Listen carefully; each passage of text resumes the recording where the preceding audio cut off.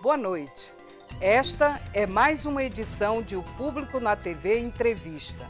Importantes nomes das mais diversas áreas do conhecimento têm participado do programa, contribuindo com a nossa tarefa de pensar a comunicação na TV pública. Uma iniciativa que pretende diminuir o histórico abismo entre a prática e a teoria, fazendo dialogarem os profissionais da academia com aqueles que produzem conteúdos para a TV Brasil e para todo o sistema público de comunicação. E para você que prestigia a TV Brasil, o Público na TV Entrevista é mais um canal de informação para tornar sua participação, através da ouvidoria, ainda mais qualificada. O jornalismo ele é uma história contada no dia a dia, né? O que o jornalismo faz é isso, é contar a história pra gente. Você pode fazer uma pesquisa em jornais de 50 anos atrás e você vai ver lá que fatos jornalísticos se tornaram história. Então o jornalismo nada mais é que uma ajuda a fazer a história. O momento histórico das diretas já, né? Que foi o momento que o povo lutava pela democracia e o jornalismo registrando aquele fato tão importante do povo estar se manifestando em termos políticos, né, dos seus direitos. A história, por exemplo, do negro brasileiro é totalmente desvinculada da realidade. São matérias que colocam o negro num plano totalmente alijado do processo, onde o negro aparece como um figurante. Atualmente, nos dias de hoje, os repórteres falam mais sobre os dias, as notícias que estão acontecendo no mundo agora. Eles não lembram muito o passado, as histórias, não comentam. E quando comentam, foi muito pouco. É mais em como datas comemorativas, Dia das Crianças, então sobre os dias de alguma coisa que está acontecendo no Brasil, alguma comemoração. Eles lembram alguma coisa do passado, mas é mais sobre a reportagem nos dias de hoje, que está acontecendo atualmente. Eles não lembram muito atrás. Até mesmo porque os livros, eles reportam fatos, mas não reportagens jornalísticas, no caso, né? Algumas coisas eu não aprendo na escola, eu acabo aprendendo na televisão, com algumas matérias nos jornais, em novelas também. Tem que saber. A programação da TV Brasil tem várias produções voltadas para a memória de grandes personagens e fatos marcantes da história do Brasil. A atualização de fatos históricos e a rememoração de grandes acontecimentos, como o 11 de setembro, por exemplo, ajudam a formar o acervo de conhecimento do cidadão e se transformam em senso comum na sociedade. A relação mídia e história ocupa hoje um lugar de destaque nas pesquisas de diversas áreas acadêmicas. E para falar do papel da memória na TV pública, convidamos o doutor em História e professor da UNB, Antônio José Barbosa. Boa noite, professor. Boa noite. Para dar início à nossa conversa, eu queria saber a sua opinião sobre os efeitos da constante rememoração do passado na mídia. Bem, em primeiro lugar, eu acho que para responder de forma mais adequada à sua questão, eu vou levar em consideração o que está acontecendo com o mundo contemporâneo. E aí eu vou fazer uso de um ponto de vista externado por aquele que é considerado um dos maiores historiadores vivos do mundo, que é Eric Hobsbawm. Para Hobsbawm, um dos aspectos mais lúgubres, mais terríveis da contemporaneidade é esse apelo absoluto ao eterno presente. Quer dizer, é como se nós fôssemos povos sem memória, sem um passado, sem uma história. E diz o Hobsbawm, isso é particularmente dramático na medida em que esse tipo de mensagem é repetida exaustivamente, sobretudo para as crianças, para os adolescentes e para os jovens.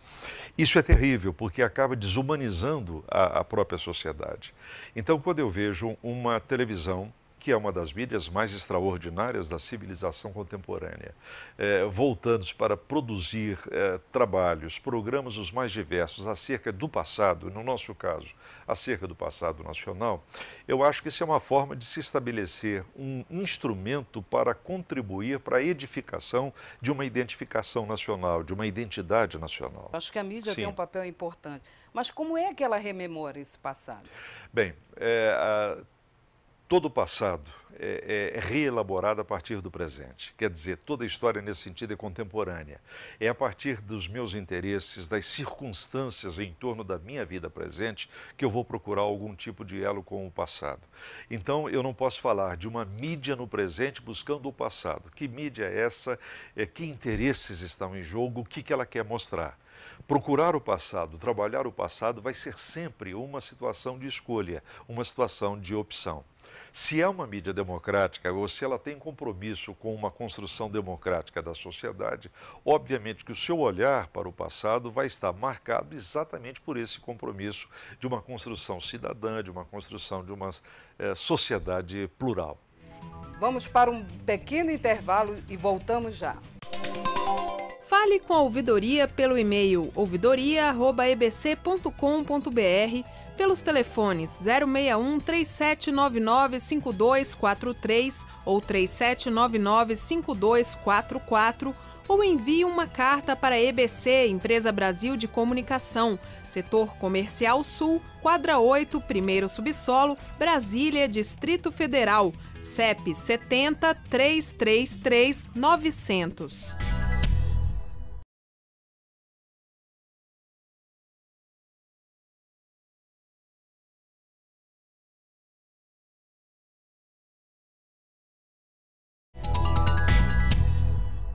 Estamos aqui com o professor da UNB, Antônio José Barbosa, e o nosso assunto é a relação entre a história e mídia na formação da memória do público. Ano passado, eu queria saber a sua opinião, ano passado houve uma polêmica muito grande em torno da obra do Monteiro Lobato, que o Conselho Nacional de Educação identificou estereótipos raciais. Eu queria saber a sua opinião. É uma situação um pouco difícil. Nós, historiadores, temos uma grande preocupação em não nos incorrermos no erro do anacronismo, ou seja, pegarmos determinada realidade histórica construída no seu tempo e analisá-la a partir de valores de outro tempo completamente diferente. Acho que no caso de Monteiro Lobato, como muitas outras obras da literatura universal, tem a sua historicidade e só podem ser, na verdade, analisadas para o momento em que elas foram produzidas, nas condições em que elas foram escritas. Mas aí eu queria chamar a atenção do senhor. Acho que analisar uma obra que foi escrita em contexto distinto, digamos, do atual, sim, mas e quando essa obra ela está atual numa rede de televisão? Mas é isso que eu ia te dizer. Então eu tenho a impressão que uma coisa é a obra que foi produzida num determinado contexto e ela foi aceita naquele contexto e ela foi naturalizada naquele contexto. 50, 100, 200 anos depois, a realidade histórica, que é dinâmica, é outra completamente diferente e os valores são outros que vão surgir. Eu acho que nesse caso a mídia, ao trabalhar essas obras de um passado muito diferente, ela vai ter que se preocupar em adaptar isso aí, fazer uma releitura para os valores que são presentes hoje, que são defendidos hoje. Eu não tenho dúvida em relação a isso. Não se trata de tirar o valor daquilo que foi produzido antes. Eu acho que sim. Se você está tratando num contexto atual, contemporâneo, né, eu acho que valeria a pena pesquisar, né? Pesquisar até para que você possa abordar. Porque recentemente nós fizemos até um programa sobre isso, que era a correção de um erro histórico, né? Que foi o caso da Lei Afonso Arino, que foi, na verdade, reproduzida num programa da TV Brasil e um telespectador ele foi e questionou isso, até porque ele tinha esse fato. Então, em casos de erros históricos e que a mídia, ela atualiza, ela reproduz e atualiza esse fato, esse erro histórico, e muitas das vezes sem fazer uma pesquisa que seria necessária. Pode acontecer. É bem verdade que o próprio erro histórico, em primeiro lugar, ele vai ter que ser corrigido por aqueles que produzem o conhecimento histórico. E aí eu estou falando da própria academia. A história não é uma ciência exata exatamente por isso. Em primeiro lugar, porque ela trata com a complexidade que é a vida humana. E segundo, que ela pode ser relida, ela pode ser revista e novos documentos vão ser encontrados ao longo do tempo. Então, ela vai ser reescrita, esse conhecimento histórico vai ser reelaborado. No caso de uma comunicação, né, ainda que a gente diga toda a comunicação ela é pública, mas no caso de uma empresa, como a Empresa Brasil de Comunicação, que tem o compromisso e a função de uma comunicação pública focada no cidadão, qual o peso que teria trazer esse passado permanentemente e compor eu diria que um percentual significativo da sua grade de programação com programas que retratam ou trazem fatos do passado? Eu tenho a impressão, e aí a gente volta à primeira fala que eu tive nesse nosso encontro, eu acho que nesse momento ela vai cumprir, ao fazer isso, ela vai cumprir um papel social da mais alta relevância. Construir a identidade brasileira é um processo, portanto é algo que está sendo feito. O telespectador vai concordar comigo, quando o Brasil surgiu como Estado Nacional em 1822, ele surgiu de maneira absolutamente artificial. O que as elites brasileiras naquele momento, as elites políticas, econômicas, sociais e culturais naquele momento decidiram, é que o Brasil, independentemente da realidade, seria um país branco, católico, culturalmente francês e que falaria a língua portuguesa. É como se não existisse africano, é como se não existisse índio, como se não existissem múltiplas religiosidades ou manifestações culturais. Esse processo foi muito pesado e que perdurou ao longo de todo o século XIX e que foi atravessando o século XX. Eu costumo dizer que o Brasil vai entrar em contato consigo mesmo nos últimos 40 ou 50 anos, depois da Segunda Guerra Mundial. É um processo difícil de construção da própria identidade nacional, saber o que nós somos, para completar um país com dificuldades, com deficiências, com carências educacionais terríveis. Se nós pegarmos a geração de pais e de mães da maioria dos jovens brasileiros hoje, são homens e mulheres que não tiveram acesso à educação formal. Então sabem muito pouco do que nós próprios somos. Nesse sentido, eu acho que a comunicação social tem um papel importantíssimo a desenvolver. Professor, nós vamos novamente para um breve intervalo. A gente volta já.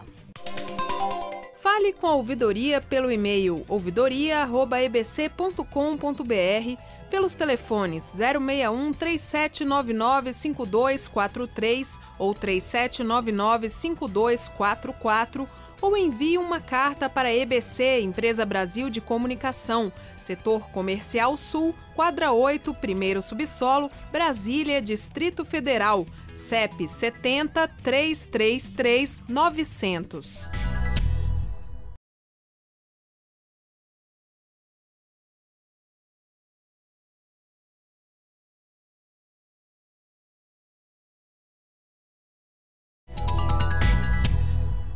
Voltando à nossa conversa sobre mídia e história. Professor, já que a sua área de conhecimento é sobre memória, eu queria saber do senhor como é que são construídas, né, as reputações e os grandes personagens. Tradicionalmente, essa construção esteve restrita ao campo das elites. A história, como nós entendemos hoje, é alguma coisa que surge com o século XIX. E não por acaso o século XIX é o século das nacionalidades, é o momento de afirmação dos Estados nacionais. Para a afirmação desses Estados nacionais, a construção de biografias de grandes nomes, de figuras que pudessem ser consideradas heróicas, em torno das quais a nacionalidade se identificaria e se agruparia, aconteceu praticamente em todo o mundo, sobretudo no Ocidente, inclusive no Brasil. Hoje essa realidade está sendo alterada.